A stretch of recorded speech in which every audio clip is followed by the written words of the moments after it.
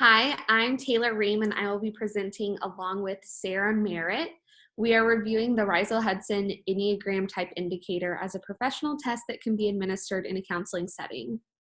We will be addressing the creation of the Enneagram and its basic implementation, the validity of the assessment and the appropriate populations for use, follow-up reporting and evaluating progress, as well as the strengths and weaknesses of the assessment, the theories the Enneagram aligns with, and finally, a quick analysis of the literature that was reviewed to create our research. And there is a reference page at the end. So the creation of the Enneagram, as cited in the research of Andrew M. Bland, the Enneagram is an ancient system of personality and personal growth. In Greek, the word Enneagram literally refers to a 9-pointed symbol, the geometry of which reflects a structure of personality dynamics. Each point refers to a character orientation, not a fixed or static type, but a habitual pattern of perception, emotion, and behavior. The Enneagram originated in Sufi wisdom, which suggests that human life is a spiritual journey toward intrapersonal and interpersonal wholeness. It was first introduced to the West by Russian philosopher Gurdjieff in 1915 during a conference in France.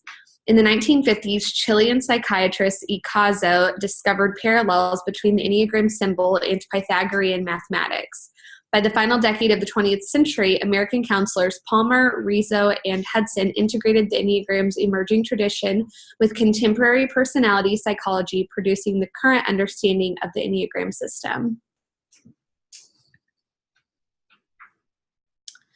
So looking at basic implementation, this assessment can be taken online through the Enneagram Institute, and it consists of a series of questions that are used to assess which of the 9 basic personality types a person most strongly identifies with. The 9 personality types fit into a circle of points that are interconnected to one another through inner lines.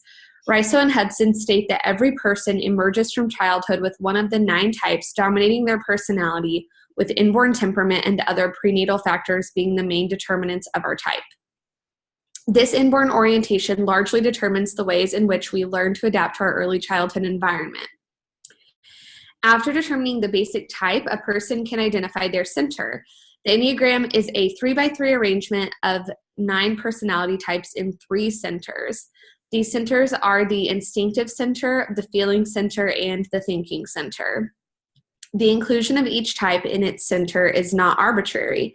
Each type results from a particular relationship with a cluster of issues that characterize that center. These issues revolve around a powerful, largely unconscious emotional response to the loss of contact with the core of the self. In the instinctive center, the emotion is anger or rage. In the feeling center, the emotion is shame, and in the thinking center, it is fear. While all 9 types contain all 3 of these emotions, the personality types within these centers are particularly affected by that center's emotional theme. Finally, to consider is the wing. The wing is the second side of the personality and must be taken into consideration to better understand the whole person. No one is a pure personality type. Rather, every person has a unique mixture of their basic type and one of the 2 types that are adjacent to it on the circumference of the Enneagram. The basic type dominates a person's overall personality, while the wing complements it and adds important, sometimes contradictory elements to the total personality. Within the context of counseling, the Enneagram assessment provides invaluable information on how to identify personality traits, strengths and weaknesses, and overall identity characteristics of a client. In exploring this information with the client, the counselor can help the client build confidence in who they are while helping them develop practical tools in how to interact with the world around them and develop empathy and understanding towards those who are different by acknowledging the different yet equal strengths and weaknesses among all people. According to Nugent et al., Cronbach's coefficient alpha was used to measure internal consistency reliability. The aspects of the test that measured the loyalist, achiever, and investigator types had the lowest reliability coefficients, while all the other ready types, peacemaker, reformer, individualist, helper, challenger, and enthusiast, had reliability coefficients greater than or equal to 0.70, which is generally considered acceptable. To measure construct validity, the Pearson product moment coefficient and the canonical variant analysis were used. Using the Pearson product moment coefficient, the ready types were compared to the NEO-PI-R factors of neuroticism, extroversion, openness to experience, agreeableness, and conscientiousness, showing significant correlation. The CVA was also used to assess the relationship between the ready and the NEO-PI-R, and each of the 5 canonical variants were significant in overlap.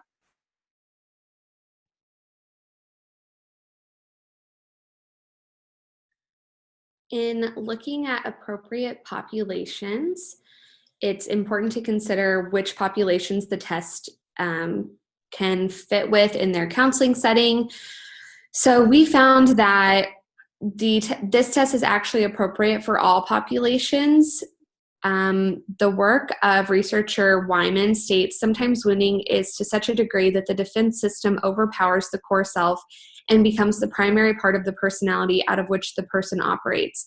The goal of therapy is to reverse this so that the client can reclaim the core self and begin to more fully develop the gifts, talents, and wisdoms of the core self. In our view of integrating the Enneagram into counseling, if it is from the lens of helping one overcome defense systems and developing our understanding of the core self, then it can be assumed that the Enneagram can be used to do this with any number of populations because this is the common core issue of most individuals who are seeking out counseling.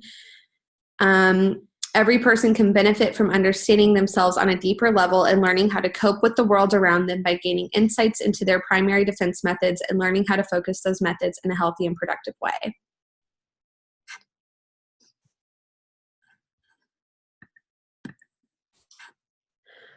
One positive element of the Enneagram assessment is that although it holds to the belief that your core type is unchanging, it does include room for personal development and growth called the levels of development. The levels account for differences between people of the same type as well as how people change both for better or worse. Thus, they can also help the therapists and counselors pinpoint what is actually going on with clients and suggest solutions to the problems that they're having. By understanding the levels for each type, one can see how all of the traits are interrelated and how healthy traits can deteriorate into average traits and possibly into unhealthy ones. Understanding the levels makes it clear that when people change states within their personality, they are shifting within the spectrum of motivations, traits, and defenses that make up their personality type. To understand an individual accurately, it is necessary to perceive where the person lies along the continuum of levels of his or her type at a given time. In other words, one must assess whether a person is in their healthy, average, or unhealthy range of functioning. There are 3 sublevels within each of the aforementioned categories. These levels include liberation, psychological capacity, social gift, fixation, interpersonal conflict, overcompensation, violation, delusion and compulsion, and finally, pathological destructiveness. One of the most profound ways of understanding the levels is as a measure of our capacity to be present. Understanding where a client lies in the continuum of the levels of development can more accurately inform how the client is developing and growing as a person in the context of counseling. This can be assessed by using the basic listening skills that are critical to the counseling relationship and by asking specific questions to engage the self-reporting of the clients to determine how healthily they are experiencing life at a given time. Okay, so as Taylor just talked about, the Enneagram offers levels of development within each character orientation, which gives individuals a spectrum based on their mental and emotional health and provides room to grow based on results. So we thought that this was a strength of the test. The results also indicate certain DSM diagnoses under the pathological destructiveness that particular personality types may struggle with. There are negative and positive qualities about each type, and the results do a good job of educating individuals on their Achilles heel, helping them take ownership of it and working toward healing it. The weaknesses of the Enneagram test include the length and complexity of it. It's also hard to measure the test using the scientific method, and because of this, the test has not been taken seriously in the past. The Enneagram is related to cognitive behavioral therapy through the different lenses or schemas. It's related to humanistic theories through self-actualization, working toward wholeness, integration of self, and enlightenment. Additionally, there are certain theories that may be most effective with certain personality types. According to Bland's article, feminist therapy may be most effective with type 1, or the paragon, the Adlerian approach with type 2, the helper, CBT with type 3, the achiever, narrative and person-centered therapies with type 4, the individualist, psychoanalysis with type 5, the investigator, existential therapy with type 6, the guardian, family systems therapy with type 7, the enthusiast, reality or gestalt therapy with type 8, the challenger, and behavioral therapy with type 9, the peacemaker. The therapeutic aims of these modalities may guide clients in the direction of their points of integration. Additionally, the Enneagram may be useful in individual counseling to promote understanding of self and others, which can lead to healthy change and more effective interactions with others. The most important thing we learned from the literature is that the Enneagram has value and can be helpful and beneficial in counseling. Some of the literature indicated a lack of validity and reliability, but it seems like these scientific measurements can be restricting on a personality test. So this was kind of confusing for us. It's important that the test measures what it's supposed to measure and that the results coincide with similar tests. But it seems like the Enneagram is so much more than that. The purpose of the test is not just to get accurate results, but to serve as a catalyst to self-awareness, self-understanding, self-exploration, understanding of others, and a journey toward wholeness. Therefore, it's important to make sure the test is valid and reliable, but it's also important to look at the test as a whole and see it for more than just calculations. And that's all we have.